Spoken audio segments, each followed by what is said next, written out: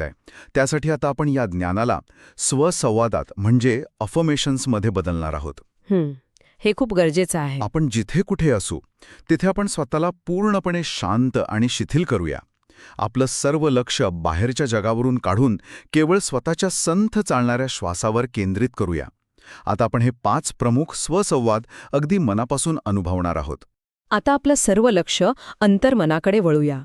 या शक्तिशाली विचारांना अत्यंत स्पष्टपणे कोरले जाऊ द्या. प्रत्येक विचार ही एक सत्य घटना आहे असा अनुभव करूया. मी एक अत्यंत शांत स्वरूप, अतिसूक्ष्म चैतन्य आत्मा आहे. ही शांतता अगदी आतून जाणवतीये.